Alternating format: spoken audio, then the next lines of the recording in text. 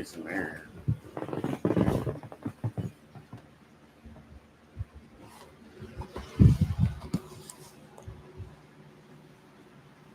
What up, YouTube? I'm back again with another live video. Oh boy, it's hot. So I need some air sitting in front of the fan. Please excuse me, that's the noise in the background.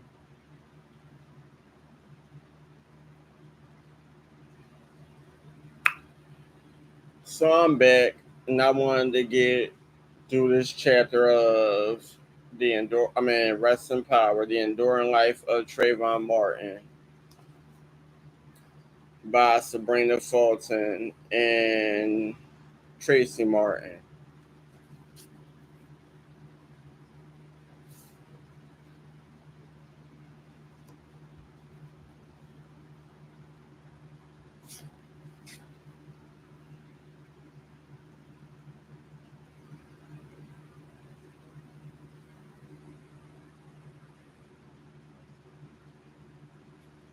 March 26, 2012 was the 1 month anniversary of my son's death. 1 month. It seemed like a lifetime, but it had only been 30 days.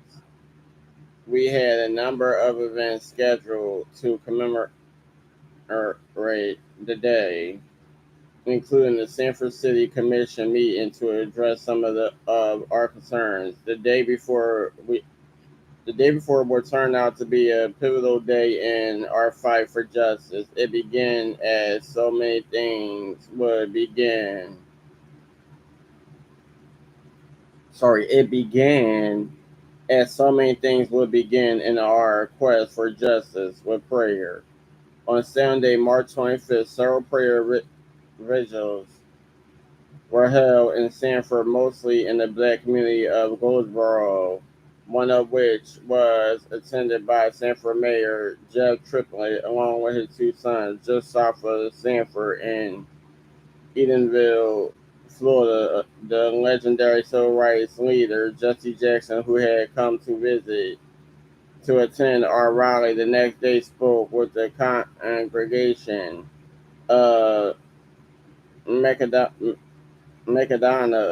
Missionary Baptist Church, which had been founded in 1882 by newly freed slaves in search of their own place to worship. That same day, Tracy and I rushed from one media event to another, running between churches, cameras, and microphones from one end of Sanford to the other. But we weren't the only ones talking to the media. As it turned out, the death and rape threats and the misguided news segments by people like Geraldo Rivera were only the tip of the ugly iceberg. There were people who wanted us to fail and who would do anything they could to undermine our case. We were not just demanding justice for Trayvon, we were now also forced to defend Trayvon's name against what we believe were leaked to the media, possibly by those in the Sanford Police Department, perhaps also by the killer supporters and representatives, to discredit Trayvon and cast doubt upon his character and his actions. We had heard that the police department had split into pro Zimmerman and pro Trayvon factions. Leaks to the media seem to be coming from both sides. There would be a leaked video of the killer arriving to the police station with no apparent injuries. In the weeks and months to come, other photos of him would leak, and he would have a swollen and bloody nose and blood on the back of his head. Then leaks that focused on Trayvon's character began appearing on the news. While Billy was still police chief, he had supposedly tried to put an end to the leaks and put his station on lockdown. Our attorney, Natalie Jackson, told us that one of the reasons Lee lost control was he had originally blamed leaks that were favorable to Trayvon on Sanford's black police officers. So black officers were understandably offended. In fact, there was a sentiment among Sanford's black officers that it would not be advisable for one of them to leak any information since there were so few of them, elevating the risk of being caught.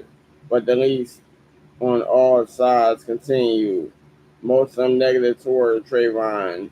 First, his school records, which we were told weren't supposed to be released. Not when a student is a minor with no prior police record, but a school administrator released his records to the media. Then there were the drug and alcohol tests and background checks, which authorities felt necessary to do on Trayvon while not doing drug or alcohol tests on the killer. Trayvon's background check came back clean because he had never been arrested for anything. Once again, we felt the sickening prejudice against the victim and toward the killer.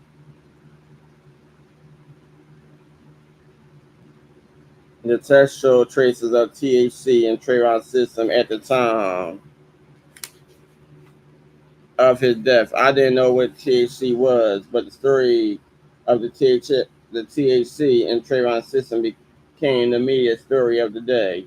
And so, as soon as I came out of the hotel we were staying in, a dozen reporters rushed us asking what do I think of Trayvon being on drugs. But he wasn't on drugs. He had trace amounts of THC, which I came to learn is a chemical term for marijuana in his system. Was that a reason to kill him? Hell no. On March 26th, after a noontime forum hosted by CNN's Roland Martin to discuss the case, we had to confirm reports that one of the reasons for Trayvon's 10-day suspension from school just before his death was for possession of a small bag that contained marijuana residue. We didn't see how it was relevant to the killing of our son. They killed my son and now they're trying to kill his reputation. I told the group of reporters fighting back tears and a growing sense of rage.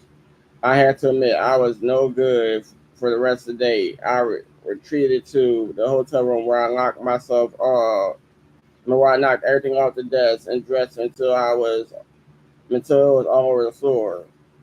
Sabrina, are you all right? I heard someone say from the hallway. The person had surely heard the crash and commotion. I wouldn't let anybody in the room. I just cried and cried and cried. And I said, what is it? THC, whatever. I didn't know what it was until it was leaked and all over the news. I just couldn't believe people were on the news justifying a 17-year-old teenager being killed by a 28-year-old man because he had traces of THC in his blood.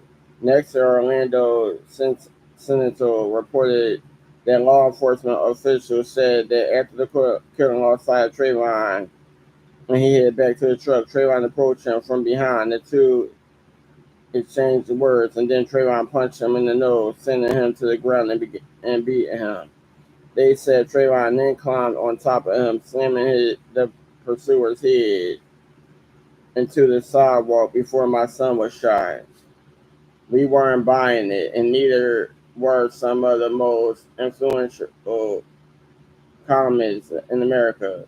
To believe him in this scenario, wrote Charles H. Blow in the New York Times, you had to believe that Trayvon, an unarmed boy, a boy so thin that people called him Slim, a boy whose mother said he had not had a fight since he was a preschooler, chose that night and that man to attack. You had to believe that Trayvon chose to attack a man who outweighed him by 100 pounds.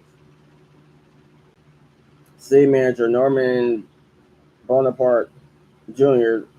said the acting police chief would conduct an internal affairs investigation into the leaks and threaten disciplinary action and possibly termination for those who leaked the reports. But we never heard of anyone ever being identified, much less disciplined. So stories roll on in the media every day, every hour, all the time. What they didn't ask, and what I wanted to know was this: why was this information, whether true or false, being leaked out before an arrest, much less a trial? We knew that it wasn't coming from our side. I came from government. My career of over 20 years was with Miami-Dade County, and I knew there were rules and processes for handling confidential material. You abide by policies and procedures, or you get fired. But now, too many things were being leaked, things the media and the public shouldn't have known. If there was an open investigation, soon they knew things about Trayvon and about the crime scene that even we didn't know, things that we didn't even know were true or not. In the super change atmosphere came the biggest Sanford rally yet on March 26, 2012, 1 month after Trayvon's killing. It began with a meeting with the Sanford City Commission where we, along with the civil rights leaders and other dignitaries who had flown to Sanford to support us, would be allowed to speak to the commissioners. They all came to support us. There was Reverend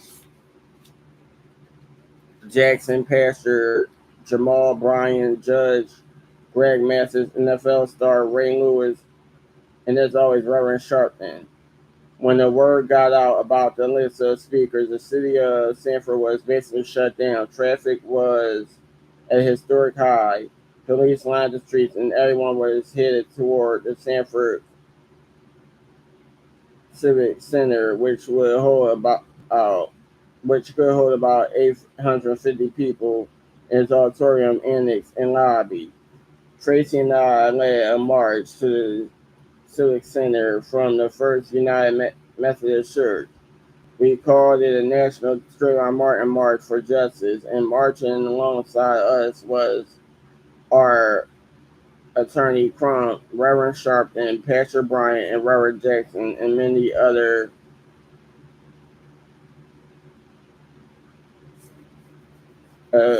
what is it, clergy and supporters.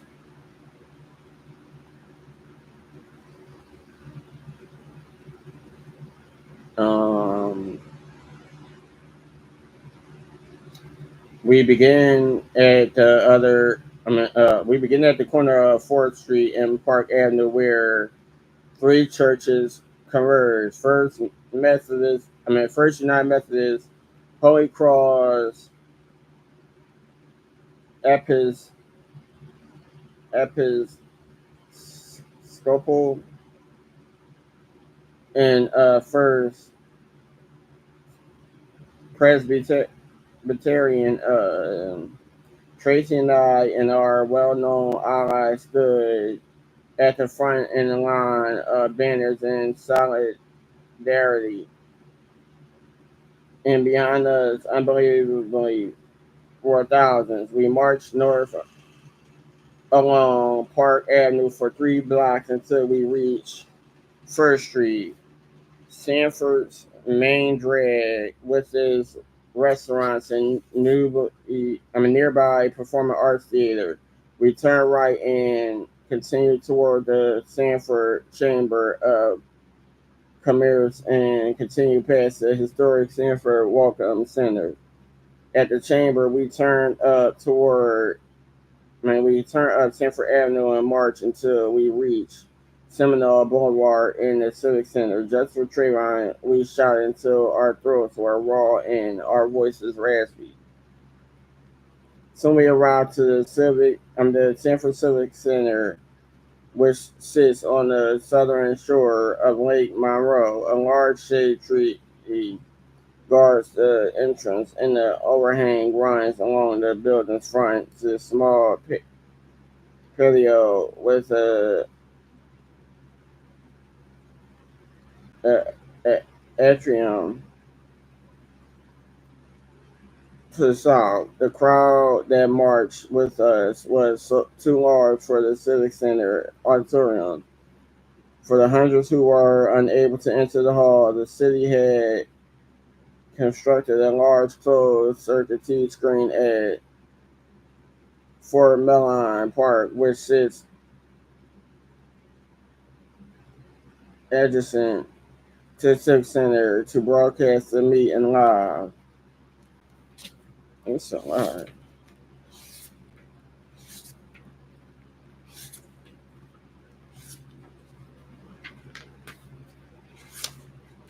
I don't know why it took this so damn long. Jesus Christ.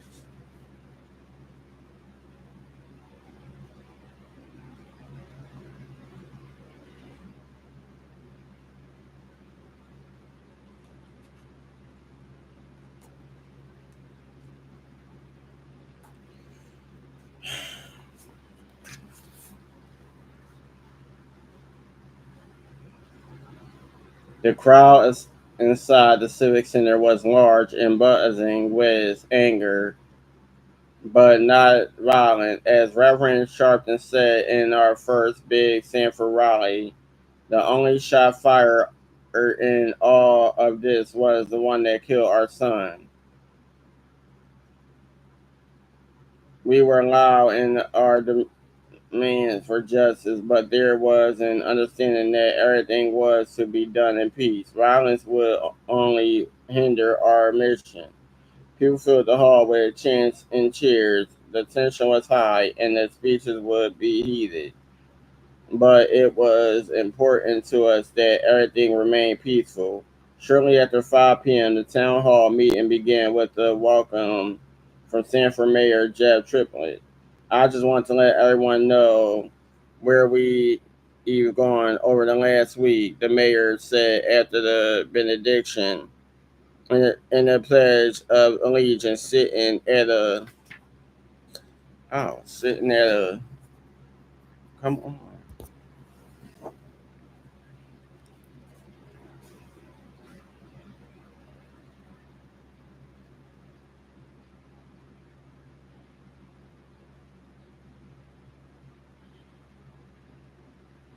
a long table with four city commissioners and a city manager.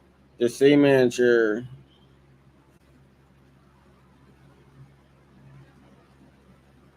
Mr. Bonaparte, and I have flown up to Washington, D.C. to meet with Congresswoman Brown and her congressional delegates in the Department of Justice and openly asked them to come in and review what we've done, how we done it, and if we have made a mistake, help us correct it. We reached out to the FBI and several organizations with the United States Department of Justice to help us out and take us down the right path. I just want to reaffirm from us sitting up here that we truly are in pursuit of truth and justice, and we've looked outside our walls to help people deliver that to us, said the mayor, and we will take swift and, and decisive action when that happens. The mayor surveyed the overstuffed auditorium, his eye darting quickly back and forth across the expanse of the crowd. I could tell the weight of the moment affected him as both a mayor and as a man. He was a good man caught in a bad situation. He had spoken only 4 days ago at our rally, but now the city he presided over had become a epicenter of what was fast becoming the new civil rights movement, becoming known not for all the city's progress and beauty, but for what it had failed to do in a racially charged murder that brought a lot of people back to the darkest days of the South.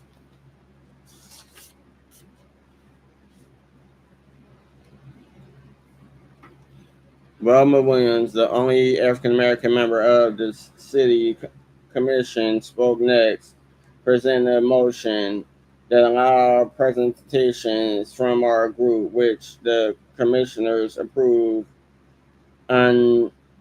unanimously. Then Reverend Sharpton spoke. He sternly stared directly at each commissioner and then introduced perhaps the most powerful symbol in our case, the boxes from change.org filled with 2 million signed petitions, boxes upon boxes of the actual paper petitions stretched in front of the commissioners, representing 2 million signatures, all demanding arrest, all calling for justice. I looked over at the commissioners. They didn't seem to react. They just sat with neutral expressions. To the commissioners, we come tonight, many from around the country, many from your own community, to bring with the family 2 million signatures of people petitioning you to execute the immediate arrest of the killer of Trayvon Martin, said Reverend Sharpton. We do not need a trial and a jury to make an arrest, he continued once the applause, cheers, and shouting over the dramatic display of the boxes finally quieted down. An arrest is based on probable cause. Anytime you have an unarmed black a man killed, you have a man on tape saying he was pursuing him. He paused and let the weight of that sink in. A man not authorized, a man not on the National Register, a man that has a record of assault, a man who had violence against law enforcement. You had probable cause to make an arrest. The crowd roared, and the Reverend paused again. He moved on to mention recent talks over Trayvon's issues at school. None of that was known or unknown to Mr. Zimmerman. He said because Mr. Zimmerman didn't interview him, he shot him. Another word from the crowd. You voted no confidence in the police chief. He continued after stating a few facts of the case. How can you have confidence then in the lack of police action? Reverend Sharpton mentioned how our case was conflicted with the world Earl's view of Sanford, a beautiful city on the water with great potential for tourism. I'm sorry. You are risking going down as a Birmingham and Selma of the 21st century. He said, you are making the world know you as a place of racial tolerance and double standards.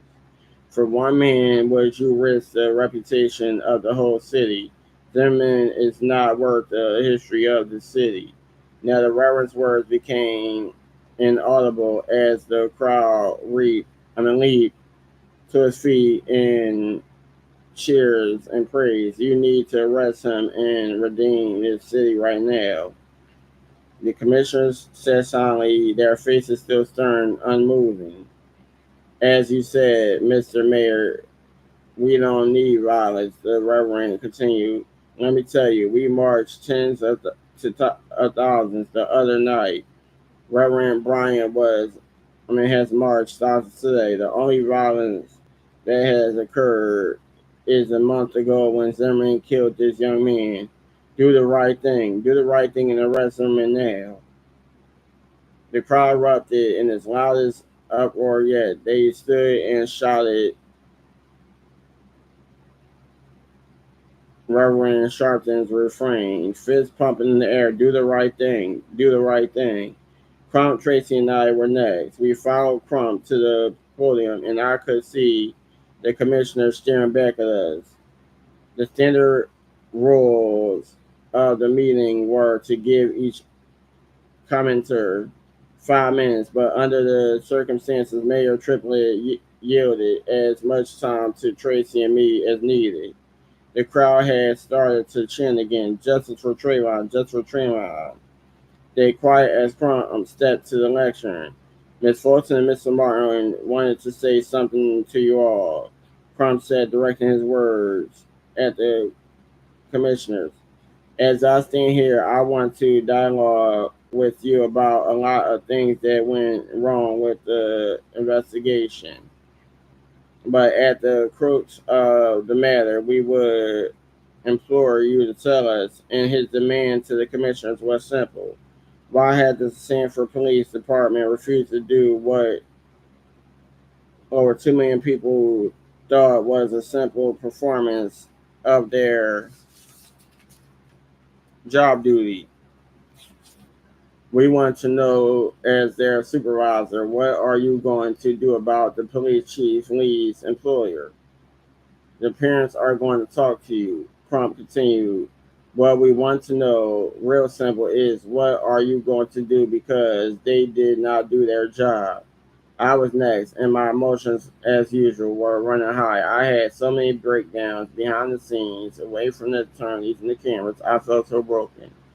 I would go from leading a march or speaking to a crowd or a television audience of hundreds of thousands back to the woman who couldn't get out of her room. Grief would overcome me, and I would sob, scream, fall down to the ground, and think about all of the should has, could has, and whys. Each time this happened, I would pray and ask God for strength. But I still question what happened to my son. Why wasn't I there for my child on the night he was shot? He needed his mom. Every child needs their mom, and I wasn't there to help him. Everything was a reminder of him. It could be a group of teenagers, a hood, a mother with two children, holding each of their hands, reminding me that I was missing one of my hands now empty. It could be a song on the radio. And it would plunge me back into the lost grief and brokenness, and I would relive his passing all over again. No one saw this other than sometimes my family. In public, I looked strong, dignified. So many people said I wasn't sure that I was. I was determined not to let people see the broken pieces, as Bishop T. Jakes calls them.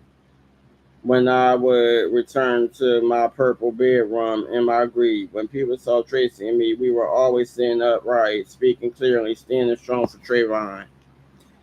I want to try to get through this without tears, I said, pausing to gather my thoughts and still my nerves. My heart's broken. I was finally able to say, first, that's first and foremost. That was my baby, and I just want to appeal to you all. If you have kids, if you had children, and something happens to your children, you want to know what happened. You want some answers to your questions as a parent. So I'm not asking for anything special, any extra favors. I'm just asking for what you would ask for as a parent. I know I cannot bring my baby back, but I'm sure going to make changes so that this does not happen to another family. The crowd cheered. I was near the end of my comments, but I had one more thing to say. As I waited for quiet, I felt a flood of sadness and grief rush through my heart. My voice was still strong, but now it was shaking. I thought of Trayvon and all the pain. I took a deep breath, blinked, and held back the tears. Lastly, I added, I just want to say that God is in control.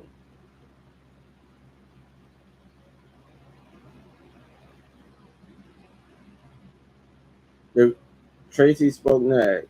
The greatest gift that God can give to a man is a son, he said, his voice, as always, stern and unshakable. For the Sanford Police Department to feel as though they were going to sweep another young black minor, minority death under the rug is an atrocity. This family is hurt. This family is torn, and the Sanford Police Department needs to be held accountable. George Michael Zimmerman needs to be arrested. He needs to be put on trial. He needs to be given a sentence by a jury of his peers. We're not asking for an eye for an eye. We're asking for justice, justice, justice. We consider ourselves strong black parents, we take pride in our kids. He said sadly. I watched him speaking and saw that his brow had furrowed and he was starting to clench and to clench the bridge of his nose between his thumb and index finger. A tear dropped as he continued to say, "It tears me apart to sit here and listen to slander they are giving to my son and not arresting the killer of my son. No justice, no peace. No justice, no peace." No, the crowd chanted louder and louder. Crump tried to speak, but he couldn't be heard. Even over the PA system, he raised his hand and turned toward the crowd, pleading with them for quiet. "We had some important things to talk about," Crump said. "Mr. Mayor, I'm here with Trayvon's mother and father, and they are very, very emotional because when we hear those 911 tapes, we know where the end is, and they know where that tape went. They lost their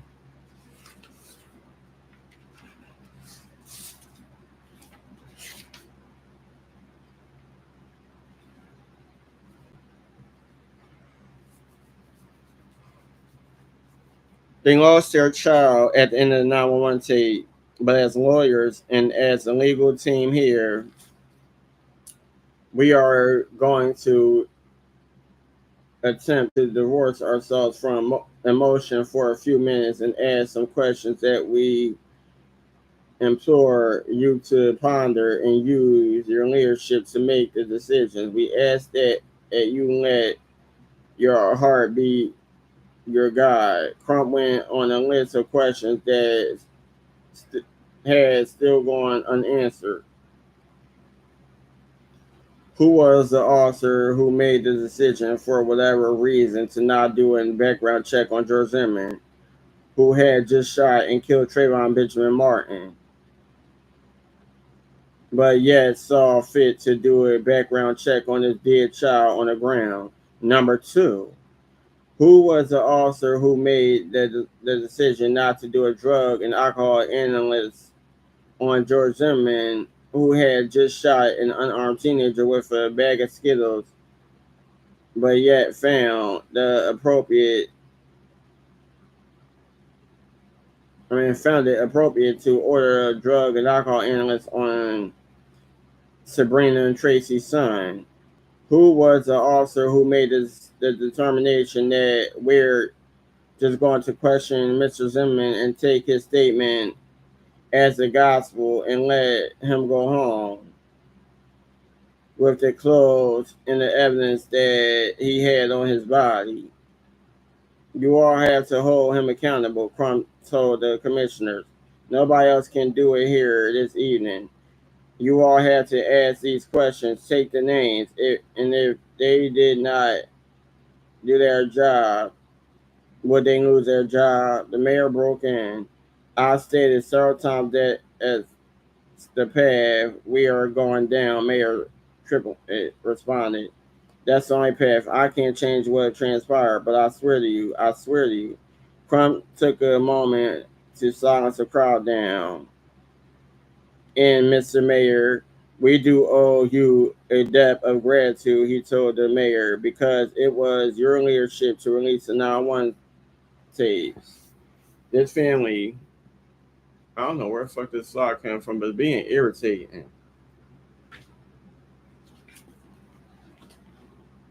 This family wants to have faith in our system. My God, they've been waiting for so long to get simple answers. We don't want anything extra, just equal justice.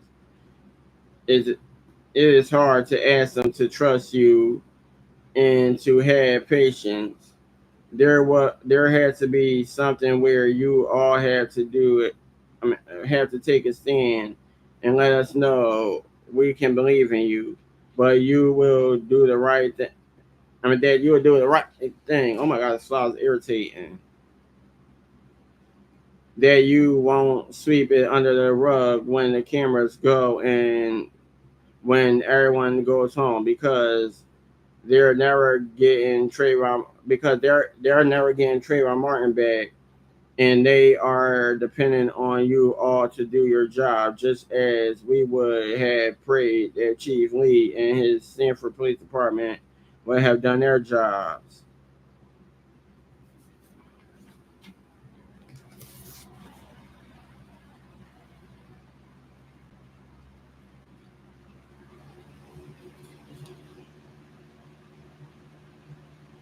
Trump paused and asked, why can't you understand that none of this would be going on if they simply would have treated George Zimmerman like they would have treated Trayvon Martin?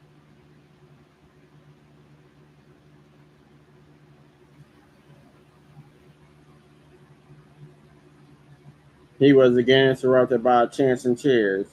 In conclusion, I will only ask that you consider your children when you make these decisions that you have to make, Crump told the commissioners. And imagine if you can, he said, pausing for a moment to address the commissioners and the city manager. If that was your child and the police refused to make an arrest, you let your heart and your conscience be your guide, and you determine what would you do to your employee who refused to arrest the person that killed your unarmed child. It's as simple as that. He sat down to thunderous applause. Still, the commissioners appeared unmoved. I didn't understand what was happening. The meeting stretched on as a number of notables spoke, from Reverend Jesse Jackson to political leaders like Mark Morale, former mayor of New Orleans and president of the National Urban League. Pastor Jamal Bryant, a young, fiery minister from Baltimore, who would become one of our most ardent supporters, spoke next, loudly, passionately, and angrily. The justice system in Florida is sick, he said, 30 days after a young man was brutally and innocently killed, and after the 911 tapes. Damn, this is a lie. Had been released, and after we know exactly who the culprit is, there still is not an arrest. Around the world, people are looking to Stanford trying to figure out how sick is a system that would allow a young boy to be killed and no one is arrested. The balance is off in the justice system, he continued. Today, while we are speaking, there are 635,000 black men behind bars, when we are only 12% of the U.S. population, but 56% of the prison population. The reality is that all of us realize that if Mrs. Zimmerman happened to have a darker hue of melanin, we would not be waiting for a thorough investigation. Trayvon Martin found himself splattered just blocks away from his father's house. He continued, but that's not the first time we've seen Martin killed.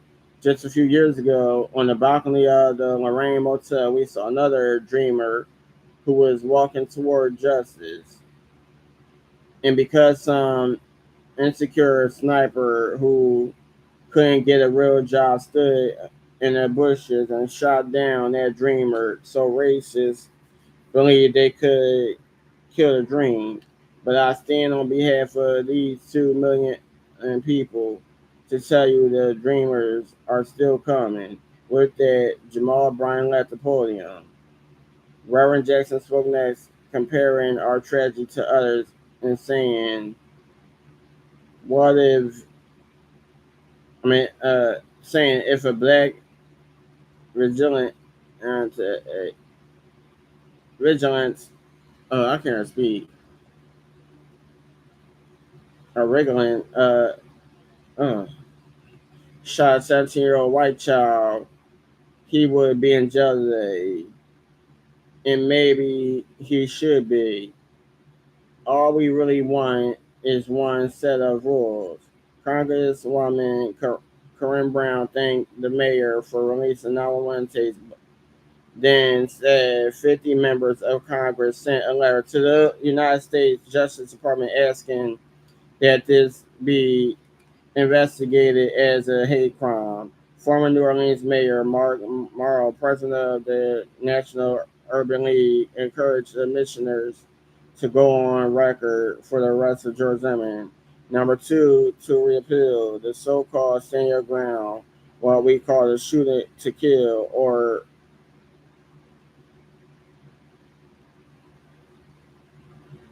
ordinance. Oh my God. And number three, initiate the effort today to clean up your own police department. The meeting ended with Congresswoman Sheila Jackson Lee, who said the law is on the side of, for arresting Mr. Zimmerman now. It was a powerful event, but I worried that it would be for nothing. We were left uncertain about what would happen next as far as the commissioners were concerned, but at least they had listened, and that was something. As soon as the commissioners' meeting came to a close, we all made our way across the street to Fort Mellon Park, only a few hundred feet from the Sanford Civic Center, to address our supporters who had watched the event from there. Original police estimates expected 10,000 people, but the newspapers would later report that at least 8,000 showed up that day, and some believe it could have been more. It was our biggest rally yet. Despite police concerns, there was no violence, no loot, and no arrests, even with so many people in the park. Like us, the people were angry, but also like us, they were there for justice. And the route to that, we believe, was through peaceful protest. If you're not here in peace, you're not welcome, said Reverend Jackson so many times that day. It became a refrain. Fort Mellon Park was a small stage. Has a small stage, which on the night of the rally was positioned between two trucks with large television screens up high in the air so that everyone could see the stage and hear the speakers. But the stage was so rickety that once we got up there with all the dignitaries, Crump, Reverend Sharpton, Jamal Bryant, Reverend Jackson, and a dozen others, it seemed to be on the verge of collapse. Once again, we all spoke on that swaying stage, touching on many of the things we had said to the commissioners and reaffirming our stand to fight until justice was served, until an arrest was made. We thanked those who came and reminded them that Trayvon was our son, but he was also their son too. All the while, my thoughts were swirling. Would the commission do anything? Would Trayvon simply go down as another lost life in the series of lost lives, another injustice in a country filled with I would go from despair thinking, oh my God, euphoria, thinking, thank you, God, maybe our meeting before the city commissioners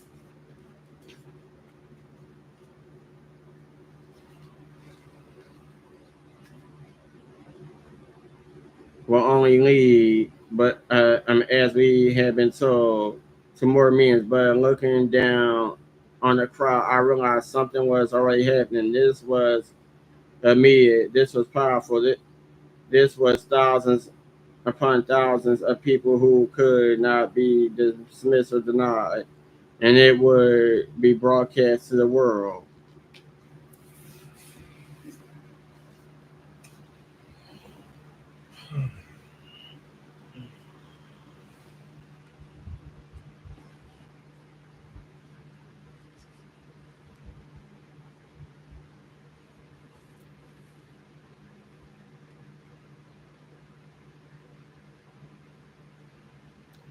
More information came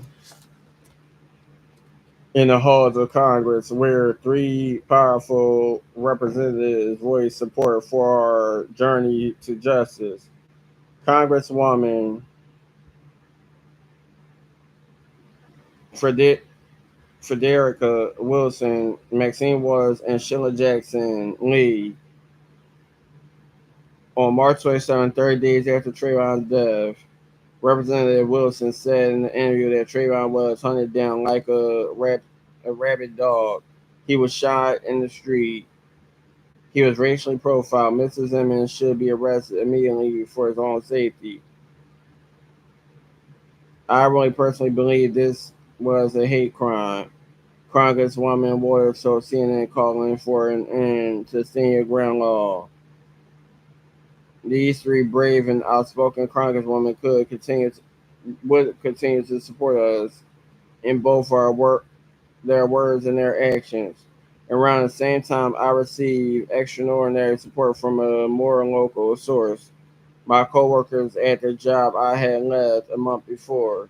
For 24 years, I worked for the Miami-Dade County Housing Agency.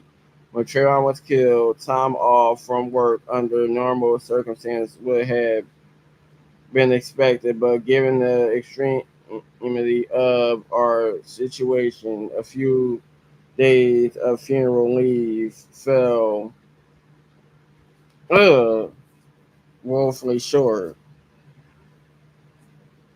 By this time, I had already used up my 4 weeks of leave and 60 hours of vacation.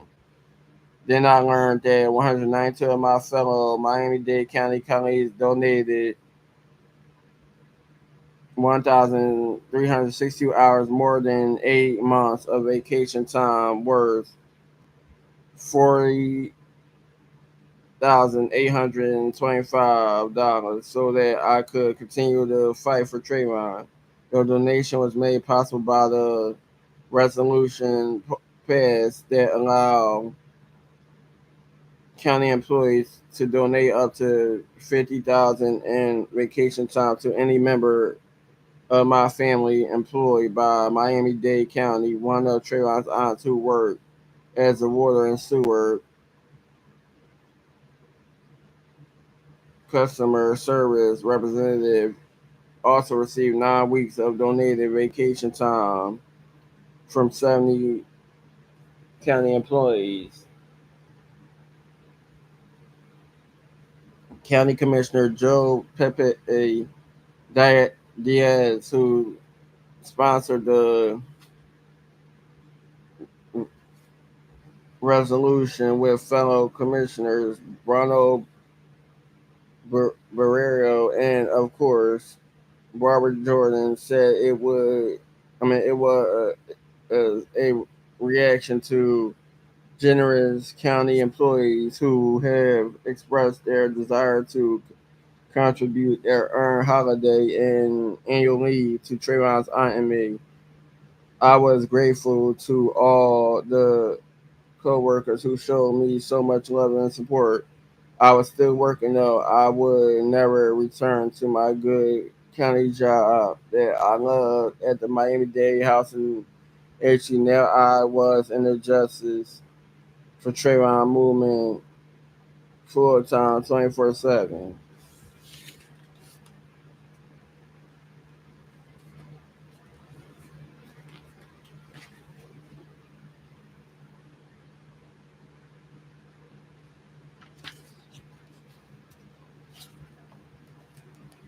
All right, I'm about to end it there because, like I said, these chapters get longer and longer and longer.